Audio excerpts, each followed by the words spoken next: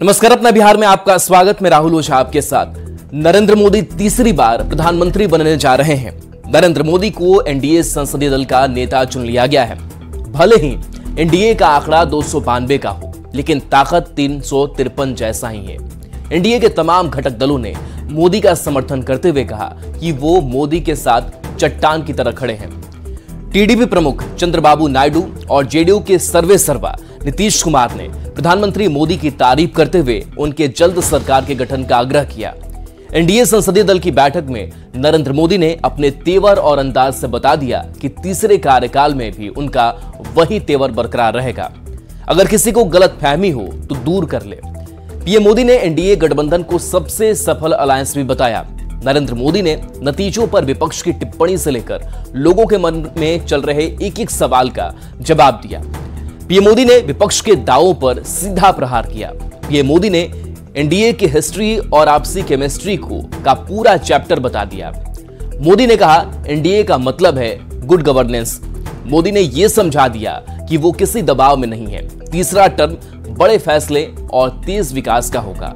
PM Modi ने अगले 5 साल का रोड मैप बता दिया। तो देखिए, प्रधानमंत्री के तौर पर एक बार फिर से तीसरी बार नरेंद्र मोदी काबिज होने जा रहे हैं। संसदीय दल का उन्हें नेता चुन लिया गया है और अब जो औपचारिकताएं हैं वो शपथ की बची हुई है और शपथ ग्रहण की जो तैयारी है वो जोर शोर से चल रही है। और इस बीच एनडीए की मोदी परिभाषा क्या है उसको भी समझते हैं।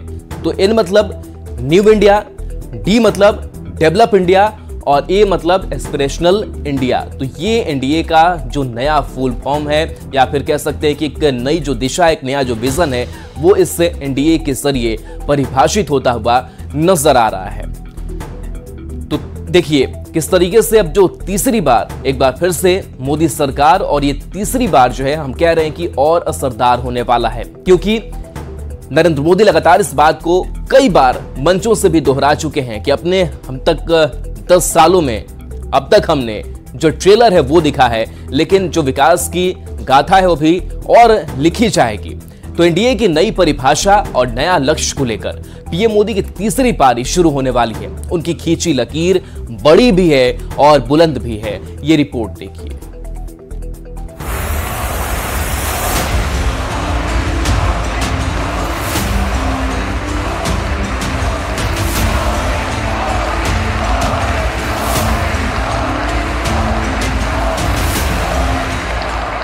NDA, new India, develop India, aspirational India.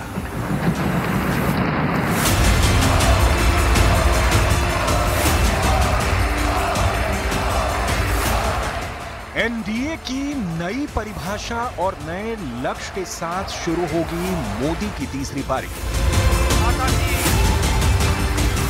उनकी खींची हुई नई लकीर बड़ी है और बुलंद भी।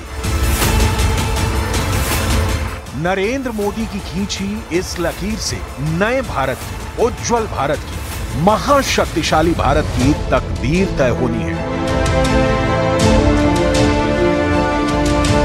भारत का भाग्य 5 साल मोदी नीति से तय होगा। लगातार तीसरी बार ताजपोशी से पहले नरेंद्र मोदी ने दुनिया को बता दिया है कि वो 5 साल में भारत को कहां से कहां ले जाएंगे,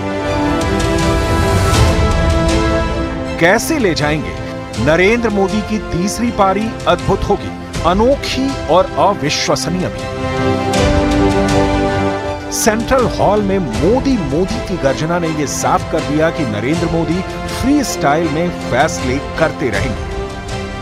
एनडीए के सभी घटक दलों की इसमें सर्वसम्मति होगी। एनडीए सरकार का तीसरा कार्यकाल मोदी की रखी परिपाटी पर चलेगा।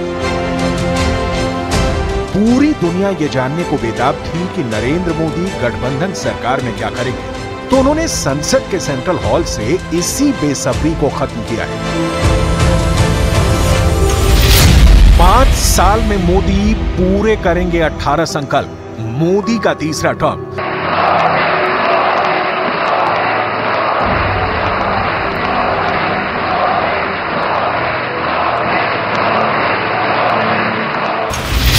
रोजगार से रिफॉर्म तक, अब झुकेगा चीन यूएस, पीएम मोदी के 5S। संसद भवन के सेंट्रल हॉल में नरेंद्र मोदी का कॉन्फिडेंस देखते ही बन रहा था। उनकी एंट्री ऐतिहासिक रही। मोदी ने जब संविधान को सिर झुकाकर नमन किया तो उनके पहली बार संसद पहुंचने की तस्वीरें सबकी जेहन में कौंध गई। जब मोदी ने लोकतंत्र के मंदिर में दंडवत प्रणाम किया था। 10 साल पहले और आज की तस्वीरें जैसे मेल खाती हैं, वैसे ही नरेंद्र मोदी के इरादे भी जस के तस हैं। मोदी ने 5 साल का अपना जो विजन सबके सामने रखा है, उसकी पूरी दुनिया में चर्चा है, क्योंकि मोदी ने भारतीय लोकतंत्र की परंपरा से दुनिया को पाठ सीखने का संदेश भी दिया है। लेकिन हिंदुस्तान के इतने महान लोकतंत्र की ताकत देखिए कि एनडीए आज देश में 22 राज्यों में लोगों ने उनको सरकार बनाकर के सेवा करने का मौका दिया। हमारा ये अलायंस सच्चे अर्थ में भारत की असली जो स्पिरिट है। गठबंधन सरकार की मजबूती की गारंटी देते हुए नरेंद्र मोदी ने लोकतंत्र की समृद्धि का संकल्प दोहराया है। मोदी ने मिडिल क्लास के दुख दर्द से लेकर विकसित भारत का भी एक खाका सेंट्रल हॉल में दिखाया है। मैं बहुत जिम्मेवारी के साथ कह रहा हूं, अगले 10 साल में हम विकास का नया अध्याय लिखेंगे, गुड गवर्नेंस का नया अध्याय लिखेंगे, जनता जनार्दन की भागीदारी का नया अध्याय लिखेंगे और सब मिलकर के विकसित भारत के सपने को साकार करके रहेंगे। तो तीसरी बार और असरदार फुल कॉन्फिडेंस में नरेंद्र मोदी हैं। एनडीए को नरेंद्र मोदी पर भरोसा है और 72 मिनट के भाषण में सभी सवाल का जवाब भी सामने आया। तीसरे टर्म का पूरा ब्लूप्रिंट तैयार है। तो तीसरे टर्म में बड़े फैसले और तेज विकास की बात होगी। इकोनॉमी को तीसरे नंबर पर लाना मकसद होगा। तो ये प्राथमिकताएं रहेगी मोदी की इस तीसरे टर्म में कि किस तरीके से भारत को विकास के रास्ते पर और तेज गति में ले जाना है। 72 मिनट का यह भाषण सामने आया जिसमें उन्होंने विरोधियों पर भी प्रहार किया। आने वाले 5 साल का विजन क्या होगा वो भी मोदी ने बताया है। साथ ही साथ ये भी बताया है कि एनडीए को नरेंद्र मोदी पर भरोसा है और उन्होंने इस बात का भी जिक्र किया कि कैसे ये ऑर्गेनिक हमारा गठबंधन है और हम सरकार मजबूती से चलाने वाले हैं। तो चुनाव में मोदी मैजिक भी दिखा है। मोदी रिकॉर्ड तीसरी बार पीएम बनेंगे। पहले गैर कांग्रेसी हैं जो तीसरी बार पीएम बनेंगे। ये भी एक इतिहास होगा। और केरल की अगर बात करें तो पहली बार बीजेपी का खाता खोला जिसका जिक्र प्रधानमंत्री के तौर पर भी किया गया। मध्य प्रदेश, ओडिशा, तेलंगाना में सर्वश्रेष्ठ प्रदर्शन भी किया गया। तो शुक्रवार को एनडीए संसदीय दल की मीटिंग में सीएम नीतीश कुमार ने मोदी का समर्थन भी दिया। तो देखिए चुनाव में मोदी मैजिक किस तरीके से चला है और कई ऐसे राज्य हैं जहां बीजेपी ने शानदार दमदार जो प्रदर्शन है वो किया है। और केरल की अगर बात करें तो केरल का जिक्र नरेंद्र मोदी ने भी किया कि देखिए केरल में पहली बार जो बीजेपी का खाता है वो खुला है। सामान्य घटना नहीं है जी।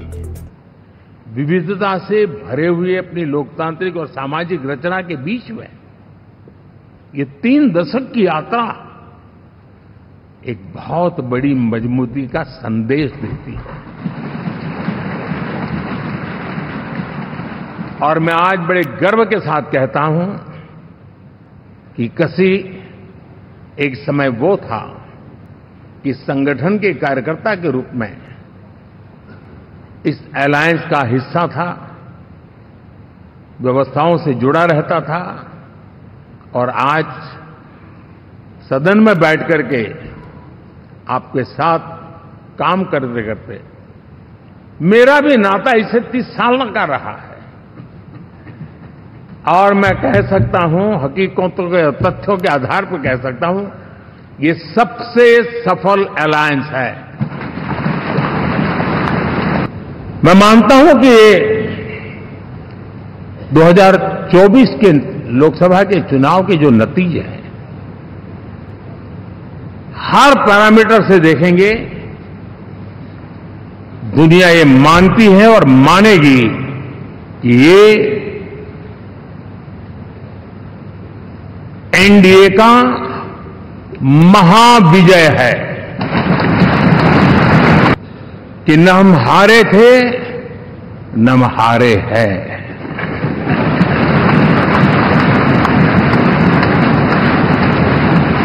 लेकिन 4 तारीख के बाद हमारा जो व्यवहार रहा है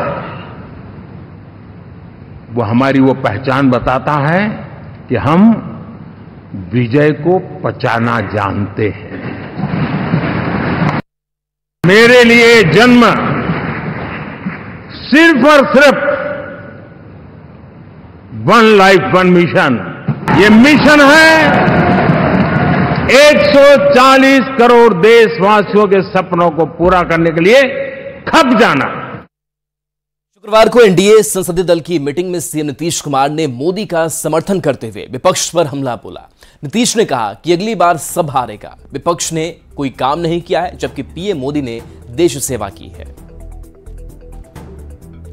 आदरणीय श्री नरेंद्र मोदी जी को भारत के प्रधानमंत्री पद के लिए समर्थन देती है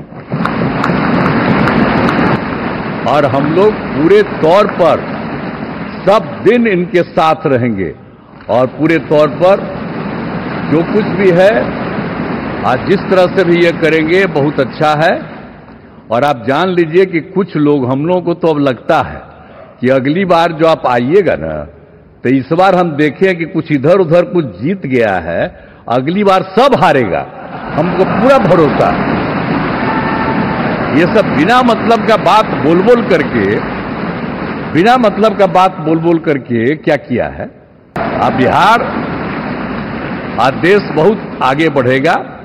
अब बिहार का भी तो सब काम हो ही जाएगा, जो कुछ भी बचा हुआ है उसको ही कर देंगे। सबसे पुराना इलाका है, तो इसीलिए हम लोग तो पूरे तौर पर हर तरह से जो आप चाहिएगा उस काम के लिए हम लोग लगे रहेंगे। जल्दी से जल्दी आपका काम शुरू हो जाए, शपथ ग्रहण हो जाए। अब आप एतवार को करने वाले हैं, तो हम तो चाहते थे कि आजो हो जाता तो अच्छा था, लेकिन आपकी जब इच्छा है तो जब भी हो, जितना तेजी से काम हो जाए तो बहुत अच्छा है। इधर उधर कोई करना चाहता है उसको कोई लाभ नहीं है। तो इसीलिए मैं आपका अभिनंदन करता हूं और आपके नेतृत्व में सब लोग काम करेंगे, सब लोग चलेंगे। नरेंद्र मोदी तीसरी बार पीएम बनने जा रहे हैं। पीएम मोदी ने साफ कर दिया है कि उनका तीसरा कार्यकाल और असरदार होने वाला है। पीएम मोदी के तीसरे टर्म को लेकर बीजेपी और जेडीयू उत्साहित है, तो कांग्रेस और आरजेडी का कहना है कि बीजेपी को इस बार जनता ने नकार दिया है। द्वारा अस्वीकार कर दिए गए नरेंद्र मोदी स्वयं को स्वीकार्यता बनाए रखने के लिए एनडीए के नाम का इस्तेमाल कर रहे हैं। 10 वर्षों के अंदर एक बार भी एनडीए और एनडीए का नाम नरेंद्र मोदी या भारतीय जनता पार्टी के द्वारा नहीं लिया गया। ब्रांड मोदी अब देश में कोई फैक्टर नहीं रहा। 60% से करीब लोगों ने देश के प्रधानमंत्री को नकारा है और जिस तरह से उनका पुराना इतिहास रहा है, अपने वादों से मुकर जाना, अपने वादों को पूरा नहीं करना, इस बार तो बैसाखी पे हैं। ब्रांड मोदी इस बार बिल्कुल असरदार नहीं होगा। मोदी जी की तीसरी सरकार असरदार भूमिका में होगी और ऐतिहासिक भूमिका भी इस सरकार की होगी।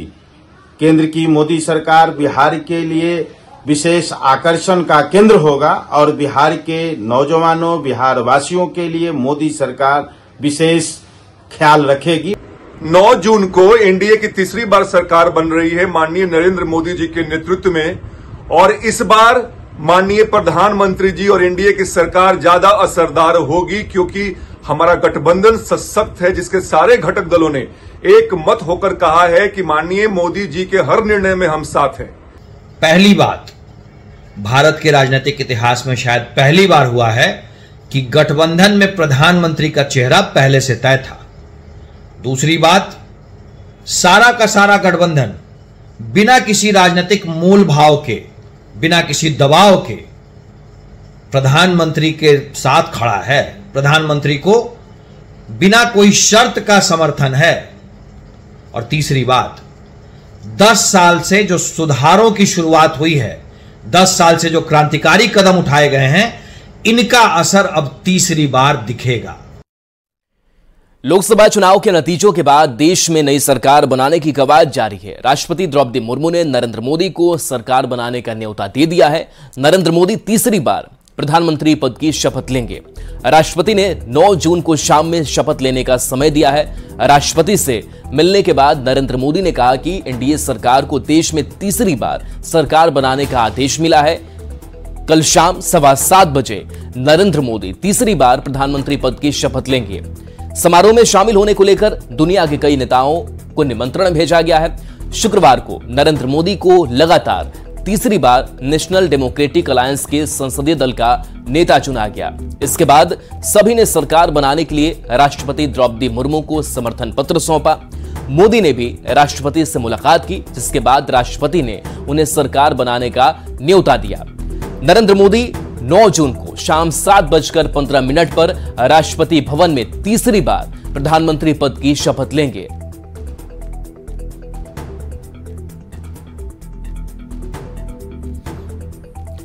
और देखिए बड़ी खबर हैदराबाद से है, जहां रामोजी ग्रुप के फाउंडर और चेयरमैन रामोजी राव का निधन हो गया है। दुखद खबर सामने आई है।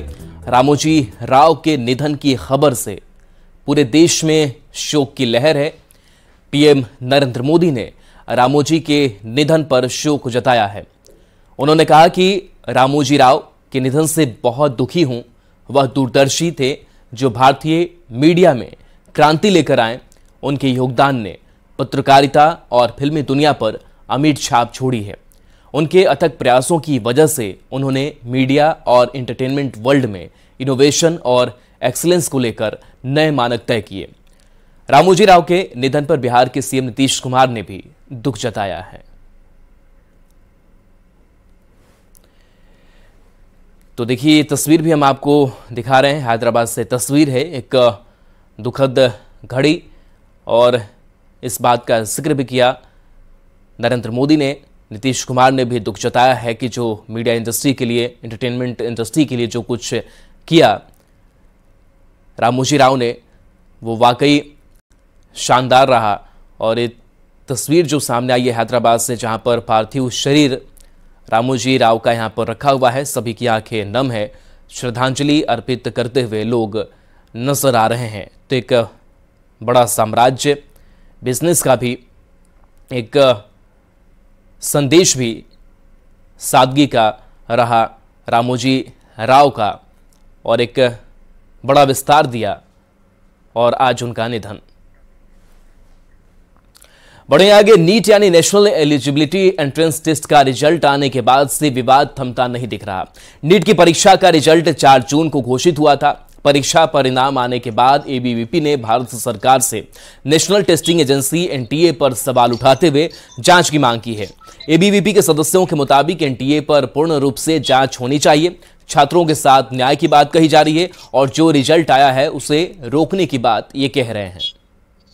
होना चाहिए क्या है कि ये डॉक्टर बनने का सवाल है। 24 लाख छात्रों के भविष्य का सवाल है। उनके अभिभावकों को अपने बच्चे पर भरोसा करने का विषय है। उनके बच्चे आत्महत्या कर रहे हैं, इसका विषय है। तो एनटीए पर जांच हो। जिन्होंने यह परीक्षा धांधली में जो शामिल है उन पर कड़ी से कड़ी कार्रवाई हो, और जो रिजल्ट प्रकाशित हुआ है अविलंब जांच करके उसे निरस्त किया जाए। तो हम लोगों की विद्यार्थी परिषद की यही मांग है कि इस की जो है जांच की जाए, निष्पक्ष जांच की जाए, और जो भी इस मामले में दोषी हैं उन पर कठोर कार्रवाई की जाए।